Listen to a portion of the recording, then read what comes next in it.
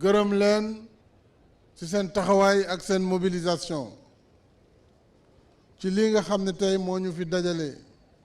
muy quai de pêche bu Potou ginnaaw bu ñu taxawalee yeneen quai de pêche ak yeneen yi war a ñëw boole ko ak aire de transformation des produits halieutiques ñu jagleel ko jigéen ñi nga xam ne jàmbar lañu te di liggéey ci wàllu transformation kon maa ngi leen di nuyu yéen jigéen ñi ci weer bi nga xam ne yéen lañ ko jagleel muy weeru jigéen ñi mois de mars di rafetlu lool seen taxawaay di rafetlu seen njàmbaar di leen xamal ni dégg naa la ngeen wax te sàkk ko ci ndimbal incha allah daañu def programme boo xam ne fii ak déwén dana def alal ju bare bare ci wàllu pêche ak transformation des produits halieutiques ginnaaw bu ma nuyoo suñu mbokk mool yi xam naa waa Yoff wax dëgg yàlla yéene lañu am ndax nee nañu ma ñu ngi xëyee Yoff tey ci gaal gi ñëw ba Potou waa Gendar noonu waa Kayar noonu waa Mbour waa Joal ba Kafountine yéen ñëpp laa bëgg a wax ni jëloon nañu juróomi milliards pour subventionner 5000 moteurs wax naa léegi premier ministre budget 2018 incha allah bëgg naa ñu jagleel subvention yooyu 10 milliards de francs CFA en 2018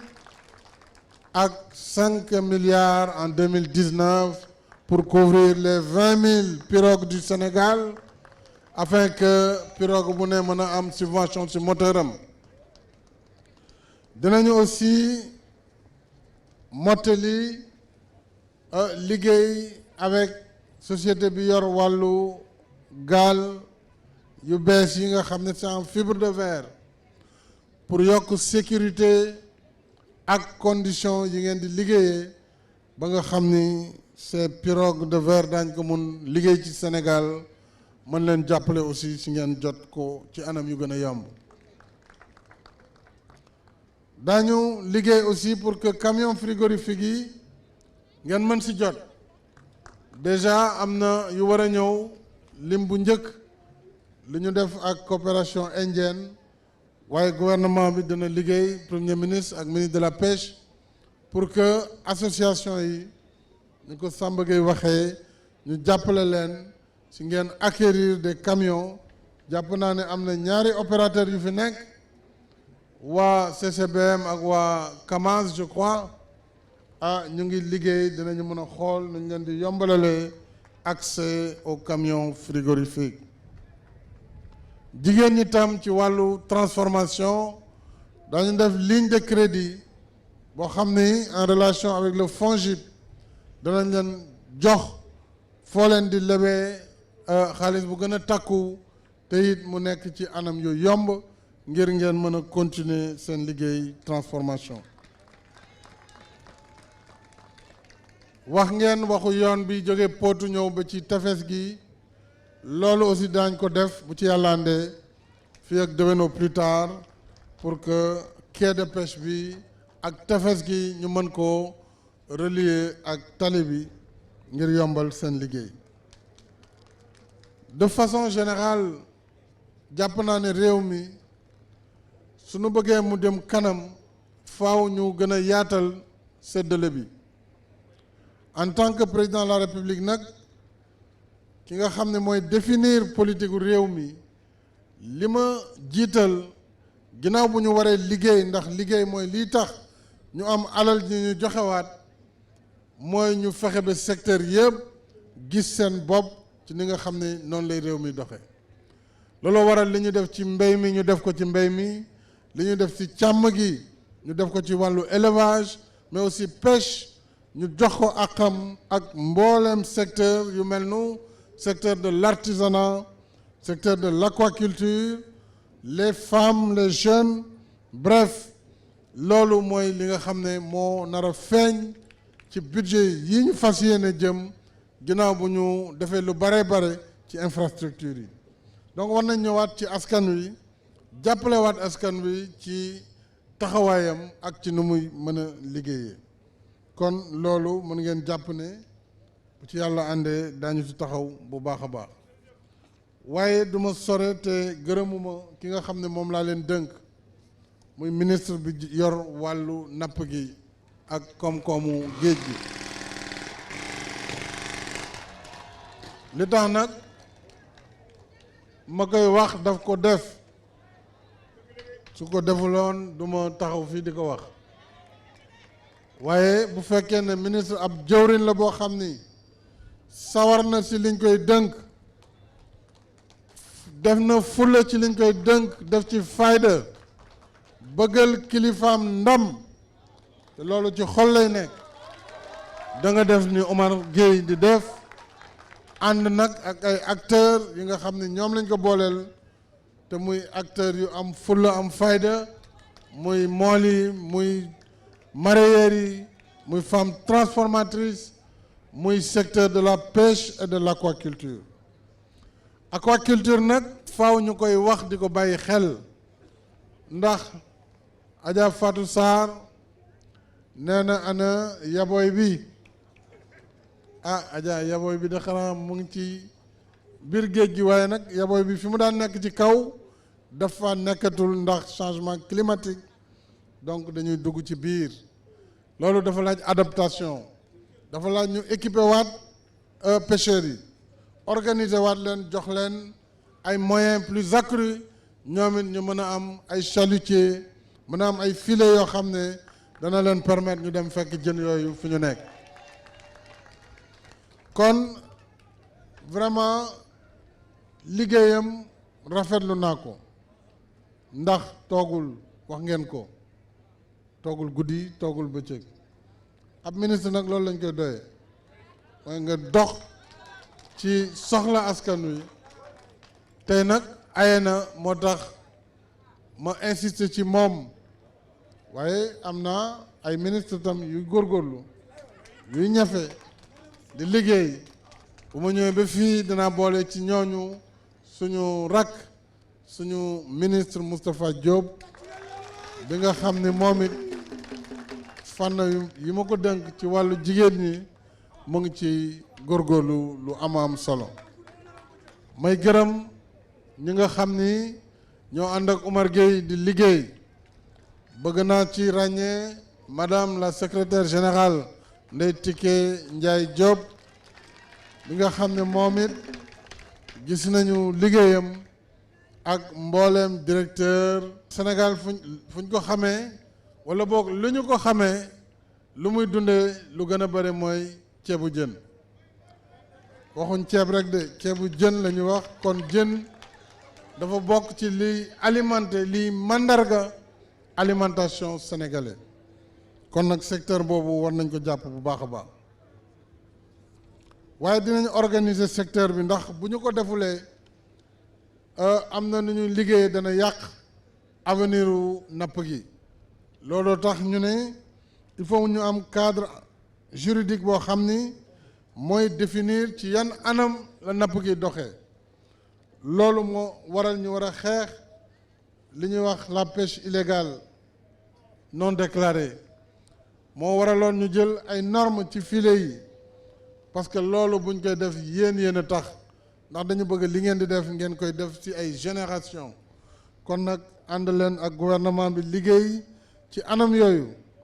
dañu fas yéene développer aquaculture pour que itam mbéyum jën yi ñu mën ko jox àqam ba nga xam ne même bu géej xawee jafe daañu mën a am jën yu doy ci aquaculture danañu def aussi permis pour gaal yi ak immatriculation pour mën a xàmmee gaal yi defal leen géolocalisation pour foo leen mënti féete ci géej dana am signal boo xam ne ak ñi nekk ci tefes daañu xam fu gaal gi toll ndax mu ngi ci jàmm mu ngi am jafe-jafe wala déet. loolu ak gilet de sauvetage bokk na ci li nga xam ne maa ngi koy dënk suñu mbokk mool yi ñu koy jëfandikoo ginnaaw bu ñu leen subventionné les 20 000 gilets de sauvetage. bare na donc ay mesures yu ñu jël ci Sédhiou création benn pôle aquacole maanaam aquaculture ñu ngi koy développé lu bare ci département de Sédhiou ak renforcer li ñuy wax modernisation de la pêche artisanale pour wutal leen xeetu gaal yu bees yoo xam ni war nañ leen ci tàggat war leen ci jàppale aussi pour que ngeen mën a am situation yu bees. li ci des mooy sant rek ak gërëm di leen xamal ni ma leen ko waxee jaratul di xëccoo ndax daañu fexe ba képp ku am gaal soo soxlaa moteur subvention bi yegg ci yow. loolu waral déwén budget 2018 loolu nee naa nañu génne 10 milliards pour programme boobu ak 5 milliards bu ñu fi yàlla bàyyee 2019 pour que gaal yëpp wala boog borom gaal yëpp am subvention boobu ñu mën a yem ñoom ñëpp. ci wàllu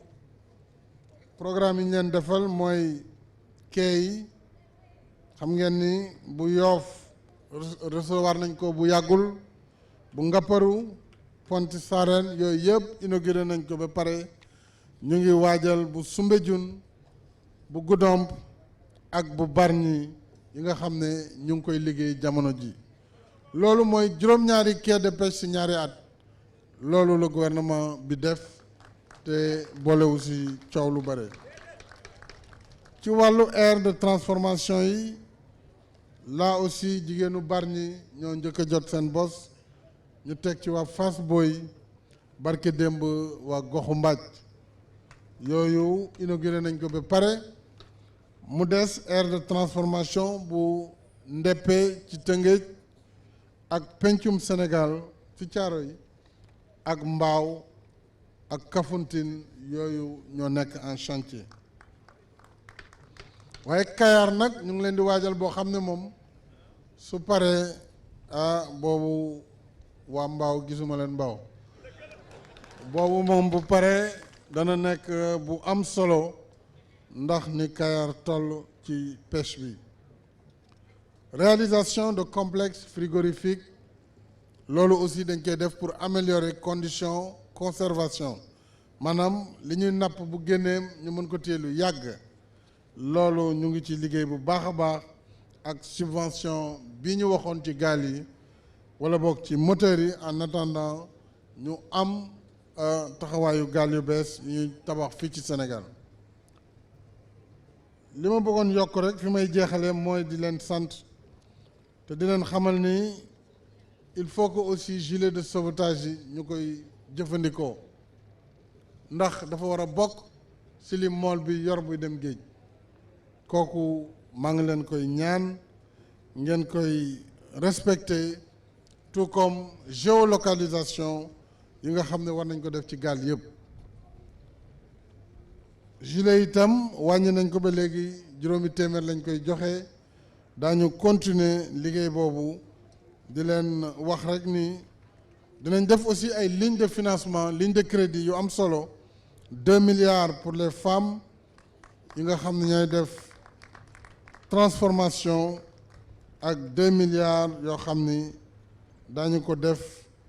pour jàppale nappkat yi. kon mbokk Potou ak mbokk département bu Louga kàddu yooyu laa amoon tey di leen ko wax di dalal xelu aussi producteur d'oignon jam yoo di wax nga ko daañu yokk surveillance des marchés pour que chaque fois que oignon bi wala pomme de terre wala production nationale muy ceeb wala muy production bu mënti doon malgré effort yi ñuy def bu jotatee ñu mën a tëj marché bi ba ngeen écouler seen production donc loolu premier ministre jël na ci note ak ministre du commerce pour que ñu accompagner leen ni mu waree ba nga xam ni mbéyu oignon daañu ko mën a sàmm bu baax a baax maa ngi leen di sant mbokk yi di leen gërëm di gërëm suñu mbokk communicateur traditionnel wasalaam